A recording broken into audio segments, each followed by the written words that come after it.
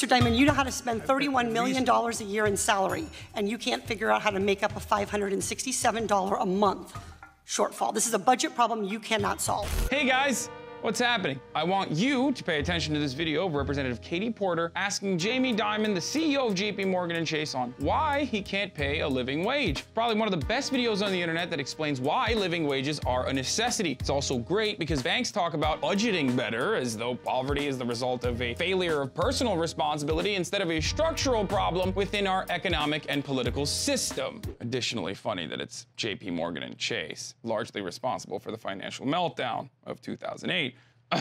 What do I know? You're an expert on financial statements and you run a $2.6 trillion bank. I know you're good at numbers, and you've shared lots of opinions recently about how the U.S. should budget its resources, how families should budget their resources. Now let me just mention that Jamie Dimon is worth over $1.3 billion, and his company got a $25 billion in bailout funds after the housing market crash, while he was racking up a private jet tab of over $200,000 that very year. So obviously, he's not the greatest with budgets, despite his prestigious position. I went to Monster.com and I found a job in my hometown of Irvine at JP Morgan Chase. It pays $16.50 an hour. When you do the math on this and you do the $16.50 out at 40 hours a week for 52 weeks a year, it comes out to an income of $35,070. Now this bank teller, her name is Patricia. She has one child who's 6 years old. She claims the one dependent after tax.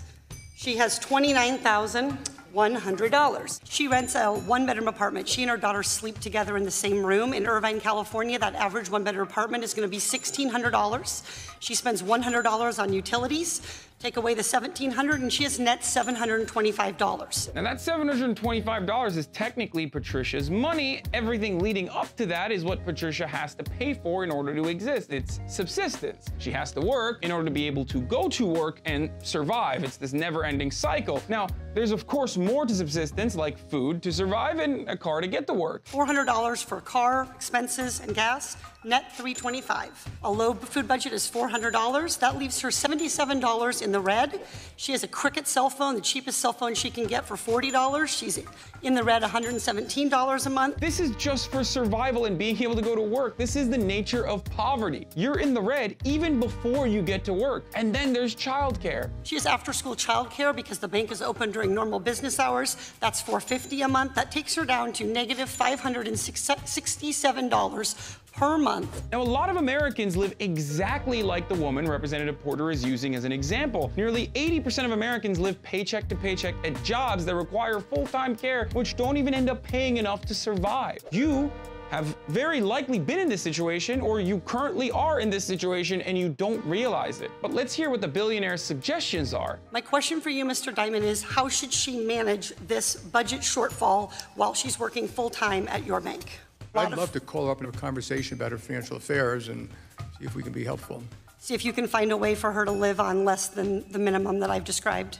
What a great answer. The CEO will help budget accordingly. Now this is preposterously arrogant, okay? But it's good enough for too many Americans who believe that they are not an exploited proletariat, but temporarily embarrassed millionaires. There's no way to manage through a budget shortfall like this in a system that's designed to keep you poor, that lies to you and tells you that this is how things should be. If Jamie Dimon wants to be helpful, he should just shut the up about budgeting and personal responsibility and actually pay his workers a living wage. The system is stacked against you, and those in power don't want to solve it as long as you don't realize it. So no wonder Jamie Dimon and his ilk would never want to address this problem when this woman's shortfall goes directly into their pockets. It's not just that Jamie Dimon and other wealthy CEOs like him don't care about the average American, they just would rather accumulate their billions, and that's unfortunately contingent on maintaining the system that keeps Pamela and you living paycheck to paycheck. And Dimon directly profits off of her economic anxiety, debt, and misery. I'm Hasan Piker. Please share this video with your friends and leave your thoughts in the comments below. And this has been The Breakdown. Never miss another breakdown video by ringing the bell below. You'll get notified whenever we publish something new. Also, don't forget to join TYT today. Download our TYT Plus app on your phone or head on over to tyt.com/join.